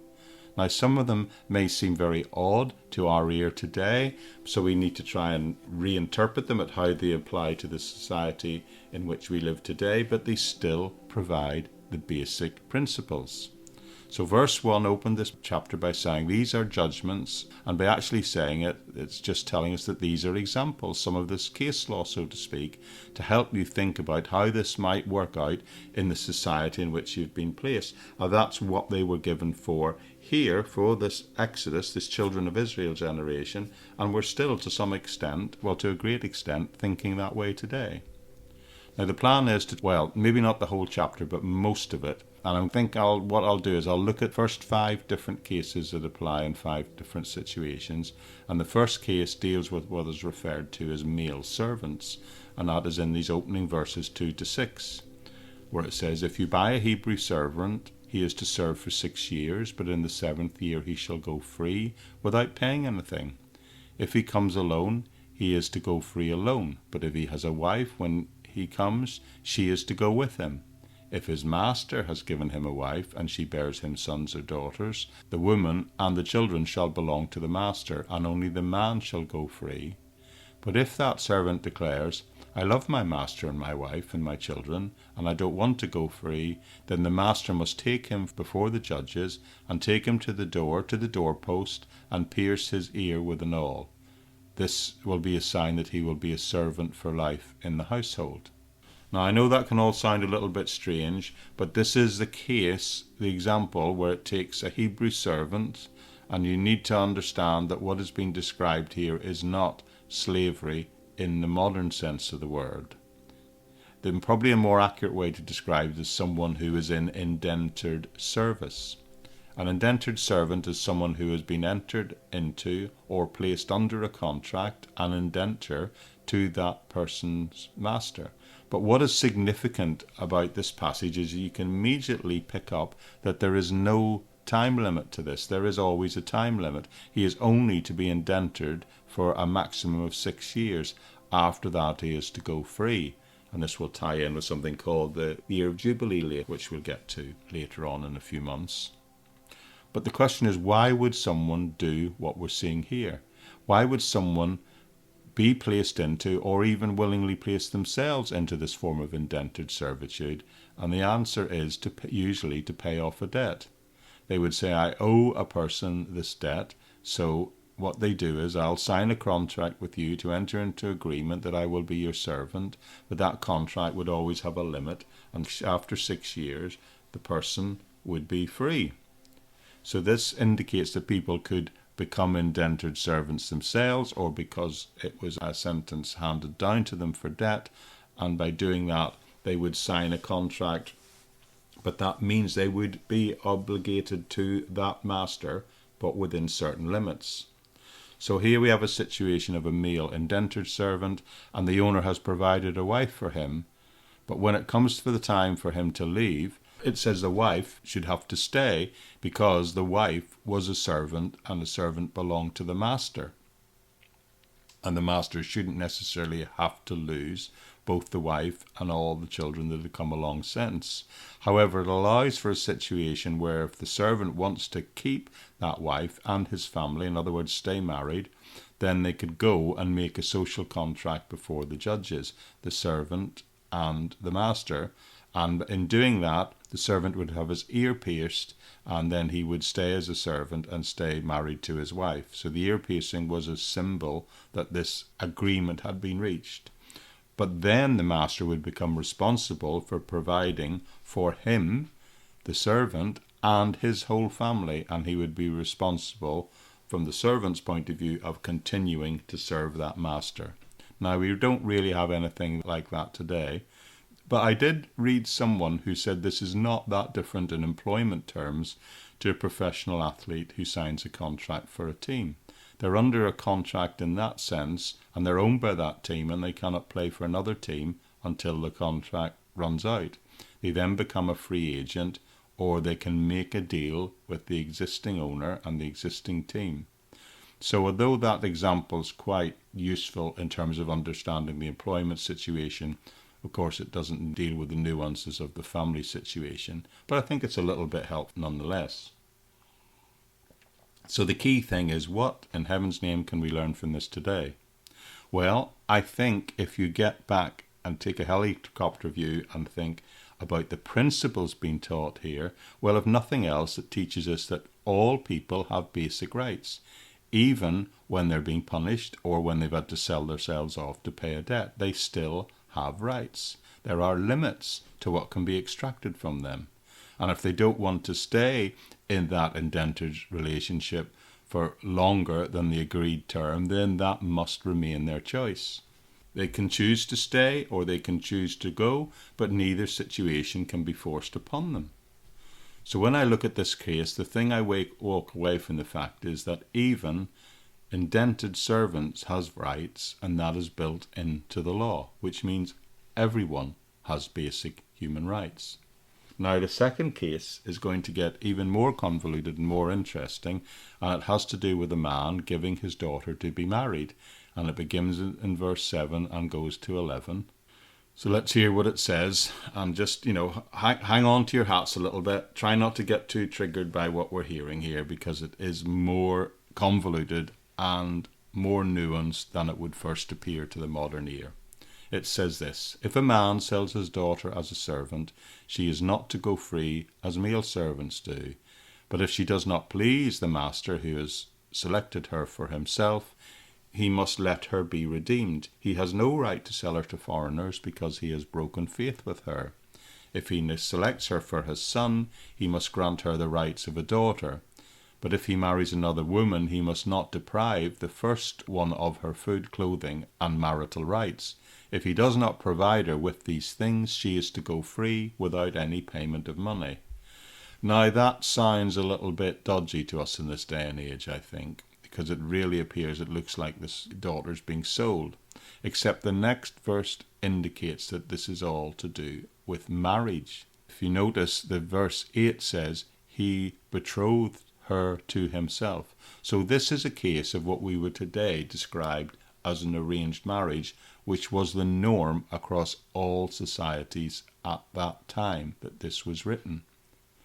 But God is adding some extra factors into if this is being done, how this is being done in this day and age. In this situation, we see a father and a suitor make a deal that this is going to happen in the future, as was the norm at that time.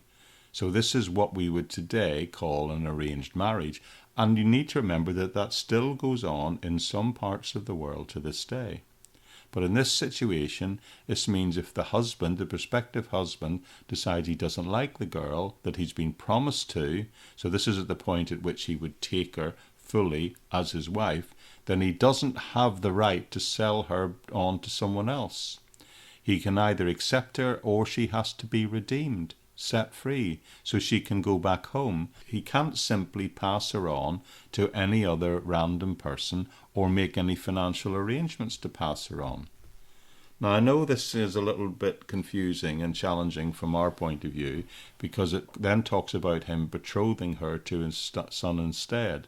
But that means that if the master's son subsequently came alongside and said he wanted to take her and treat her as his wife, not as a concubine, please note, she then must be allowed, and can only be allowed, to become a fully fledged wife, and she must no longer be treated as a servant in any way, and by doing that she must gain all the rights of a wife. Even if she had been a servant before, she gains the rights and becomes a free woman. So I think the point of all this is, very simply, the principle is you can't treat your wife or your daughter as a servant or a slave. You see, this is setting a limit on what can go on here. Remember, this is at a time when multiple wives were commonplace. Arranged marriages were commonplace among the tribes and nations of that time. But this sets some very strict rules and limitations in relation particularly to a daughter becoming a wife, and saying that the husband, the new husband, any potential husband, can't treat her any way he wants. If she becomes his wife, she must gain the full rights as a wife, and he has to treat her as a wife and as a fully fledged person and human being. So the takeaway in this case is that even in the arranged marriages that were allowed at that time, that women had rights and that they must always be treated with dignity and respect, which, believe you me, was the opposite of the normal standard of that day. Anyway, moving on, the next case is verses 12 to 14, and it deals, well, with something a little more juicy, shall we say, the crime of murder. And it says, anyone who strikes a person with a fatal blow is to be put to death. However, if it was not done intentionally, but God allowed it to happen, then they are to flee to a place that I will designate. But if anyone schemes and kills someone deliberately, that person is to be taken away from my altar and put to death. You see, God gave the Ten Commandments. As I said, they were broad principle laws. But then there would be cases that would come along where you would have to apply that law, and clearly one of such type cases is one of murder. Sometimes things are not very clear-cut cases. If it is a clear-cut case, if someone kills someone and they planned it, then they should be put to death under the Mosaic law. That one, of course, is fairly straightforward. But, of course, we would also see that more complicated situations will arise. So they're discussed also. And another example of that complication is found in our fourth case that we look at, which deals with the crime of assaulting parents and how that links into what has just gone before. In verses 15, it says, anyone who attacks their father or mother is to be put to death. Anyone who kidnaps someone is to be put to death, whether the victim has been sold or is still in the kidnapper's possession. Anyone who curses their father and mother is to be put to death. Now, these to our modern ears seem pretty severe punishments, don't they? But I suppose the principle it's showing is how seriously God takes family and fairness among people. You see, right from the beginning, God is saying, look, the family is going to be the basis of this new society. And if you don't have a healthy, respectful family, then you're not going to have a healthy society. So God wants to preserve and protect the family in this new nation he has chosen to be his people. And one way, I suppose, of protecting the family is to have these very strict limits on what can be done, undermined by the threat of putting to death those who use violence to undermine the structure of the family and society in that way. Now, of course, that basic standard, we would say, remain today in the fact that we should still respect and honour our parents. And I believe that's a good thing. And if nothing else, it points out that sometimes it's not easy to apply these things, but it's very important that the family maintain and represent the high point of how God expects us to live together as a nation, as a people. Okay, the fifth case, verses 18 and 19, it deals with other cases of assault and where those grey lines and the waters are muddied in the difference between murder, premeditated murder, and other things that might happen. And it tells us this: if people quarrel and one person hits another with a stone or with their fist and the victim does not die but is confined to bed, the one who struck the blow will not be held liable if the other can get up and walk around without a staff. However, the guilty party must pay the injured person for any loss of time and must see that the victim is completely healed. So here we have a case where two men get into a fight and one of them strikes the others, and clearly he's injured but he doesn't die. But the one who struck him, well, he's not put to death, but do you see, he has to compensate the injured person for both his loss of time and provide for the costs of any medical care that he needed until he's completely healed. So this is the case where there's no intention to kill, it's just violent disorder, if you like, and it doesn't result in a death. And of course that is saying that this is not to be defined as murder and has got to be treated differently. It's not a capital offence under the Mosaic law, but still the person who caused the injury is still responsible for the consequences of their actions, and they need to make full restitution. So what can we learn from these cases? Well, we can learn that the laws are there to protect people, and particularly this one, to preserve the sanctity of life, to ensure there's injustice at every level, and to ensure people are compensated if they're physically assaulted, and all of them will help underpin and promote a healthy society. And these cases also show that there are different levels of offences that need to be taken into account, and that the punishment should fit the crime. And they also emphasise the importance of overall always remember to treat other people with dignity and respect, even when it's an indentured servant or someone put into an arranged marriage, or even to injustice involved in arbitrating any form of physical altercation where violence has been used. These laws are all there to represent the principle of justice and are foundational to this day still to our sense of justice and how it applies in the world in which we live today. Now, it's worth noting that these laws were given specifically to the ancient Israelites as part of their legal system at that time. And in terms of the commandments, of course, they still apply, but in terms of the applications, there are certainly valuable insights and underlying principles of justice and human rights to be appreciated and applied. But we need to recognize that the application of those laws may vary in different cultural and legal contexts around the world today, just as they did with the nuances that he's unpacking in the different ways they are applied at that time. Of course, by today's standards, some of these laws sound really harsh, and that's because we've instituted laws that go beyond some of the things described here and added more tiers and the more nuanced way of approaching these things in the complicated world in which we live today. But the underlying thing that you need to bear in mind that compared to the laws of this day and the codes around the Middle East at this time, those ideas and principles practiced outside the nation of Israel, these laws and principles are very tame and very fair by comparison. They're much more humane than the laws that were coming from the pagan societies around them at that time. Now, it's going to get really interesting because look at verse 20, because it gives another situation. It says this: anyone who beats their male or female slave with a rod must be punished if the slave dies as a direct result, but they are not to be punished if the slave recovers from it after a day or two, since the slave is their property. Now, this one is going to be really tricky to modern ears, but it also gets interesting because look at what follows in the next couple of verses. It's putting it in a wider context, and it says also if people are fighting and hit each other and a pregnant woman gets hit and she gives birth prematurely but has no serious injury, the offender must be fined whatever the woman's husband demands and the court allows. But if there's a serious injury, you are to take a life for a life, an eye for an eye, a tooth for a tooth, a hand for a hand, a foot for a foot, a burn for a burn, a wound for a wound, a bruise for a bruise.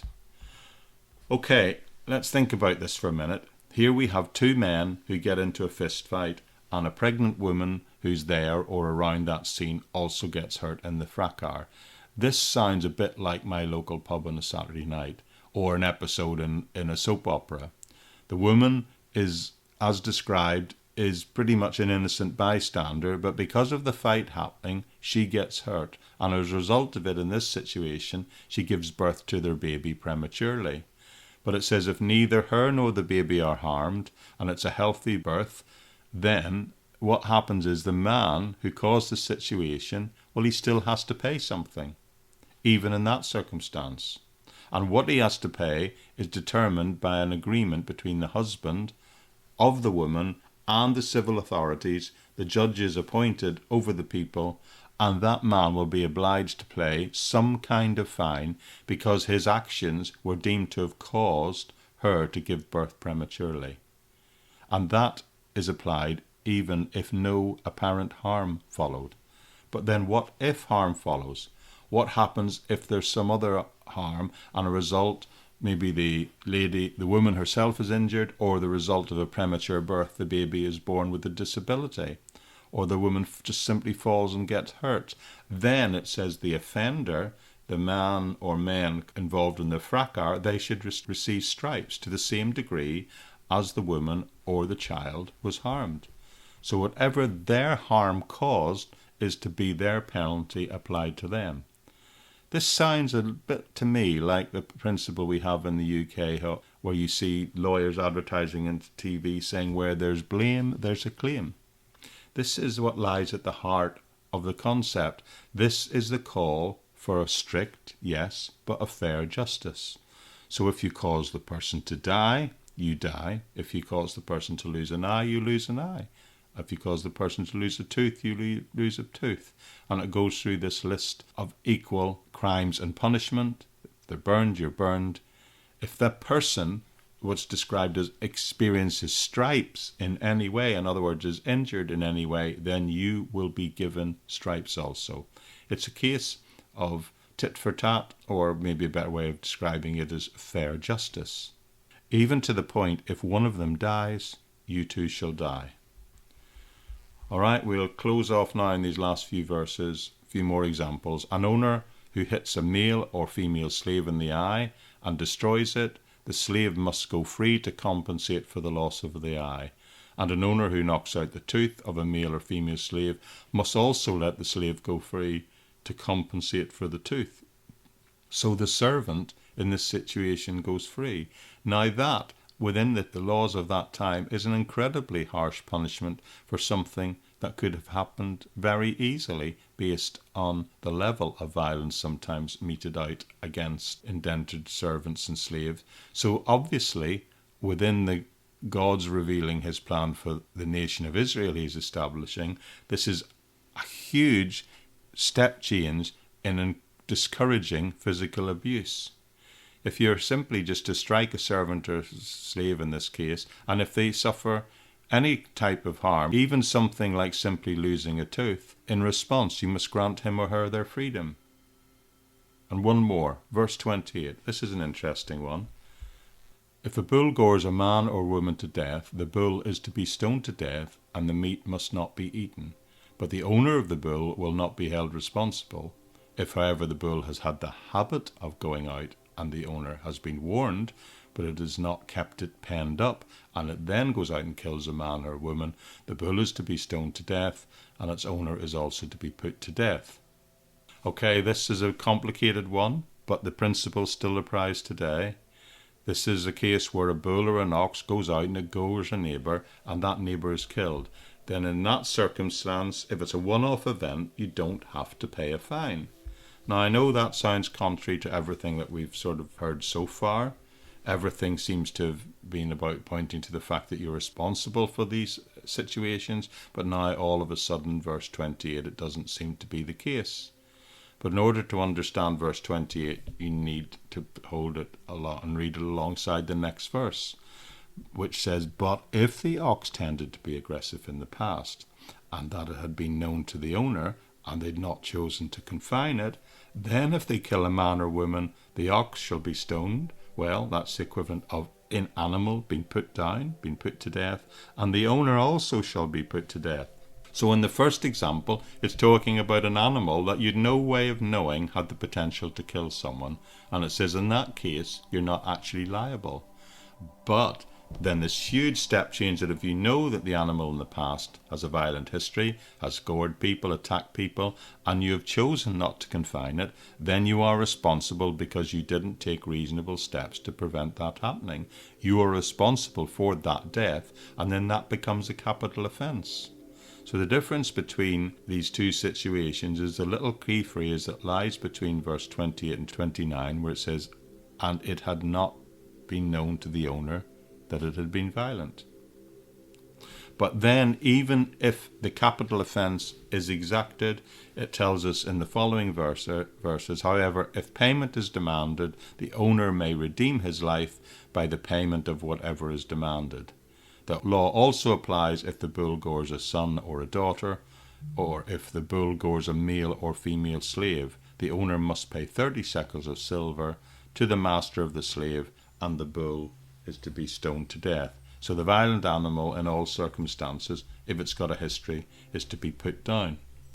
But what it's saying here is very simply that the penalty, the capital penalty, the potential death sentence on the owner of this violent animal can be redeemed or reduced to a fine. And that fine is agreed between the offended person and the judge and the owner. And even if it's a servant who is injured, then the minimum standard is that it can be bailed for 30 shekels of silver. Interesting to note, who got 30 shekels of silver? Does that ring a bell? Judas, of course, for his betrayal of Jesus. So as an aside, what he got for betraying the Lord was the price of a slave. I find that interesting. Okay, what we've had here is thousands of year old archaic legal rules applied at that time and what they still mean for us today. So let me see if I can try and sum all this up. Because what I'm saying, and what I believe this is saying, is that ultimately it's just saying everyone, all people have rights. Rights regarding the cause of bodily injury or assault, from the most everyday of occurrences right up to and including injury that may cause death and murder. And that in all situations there must be reparations, a penalty must be paid. And ultimately, for some offences, the ultimate payment, capital punishment, is the ultimate payment for what was deemed what we would today call premeditated, pre-planned first-degree murder. But the real point of this passage is the big picture that it's trying to get across is that all punishments must be commensurate with the crime. This is the one thing I think we need to get out of it, is that any punishment should be commensurate with the crime. There's a limit set on them, and you can't go above that limit. Now that can be at this time revealed as an eye for an eye or a tooth for a tooth. You cause a loss, you experience a loss, and that is the strict justice that God reveals here. Now you need to remember, like I said before, the society to which this new code of principle was revealed, because in the ancient world, in many places, there was no such even nod towards fair justice of any sort. And even in the modern world today, this principle is not always applied. There is, in fact, injustice masquerading under the name of justice. In some places, for example, if you steal, instead of having to pay the money back you stealed, you get your hand chopped off. And that is a punishment that is clearly not commensurate with the crime. What the scripture teaches here is the principle being that the upper limit set must be the setting of a punishment being commensurate with the crime. The limit of justice can never be any more than an eye for an eye or a tooth for a tooth, but it can be set below that if you wish. There is something in the Bible called justice, and it is fair justice. And let me make one more final observation, an important one, for us to understand how this applies and what it means today. Today, a just society is governed by the rule of the law, not by the rule of the ruler. May I repeat that? Because still in totalitarian states around the world to this day, there are people who don't apply it in this way. So I'll repeat it. A just society is governed by the principles of the rule of law, not the ruler. So no one can be above the law. God created societies to be just societies. Well, they're supposed to be anyway. And we believe that within those societies ordained by God, we are governed by the rules and principles of law, and not, as in times past, just by the current ruler. So what we need to do is simply establish the law, apply it evenly, apply it fairly, don't exceed the limits of the law, and try as best we can to live by it.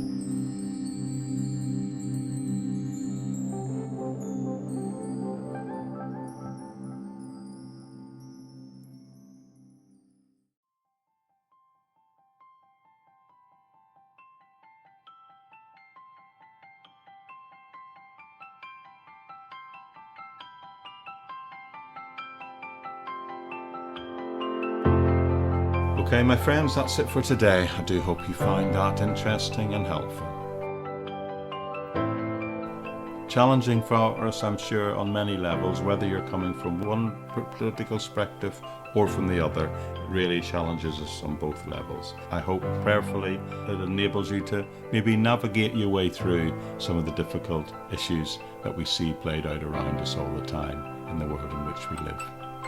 So with that said, I'll say that's it for today, and thank you for joining me.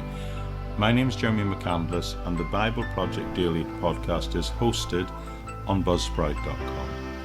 thebibleproject.buzzsprout.com. That's the place where it's hosted.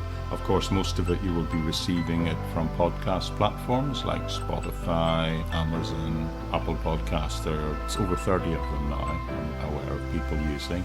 And that's great, that's fine.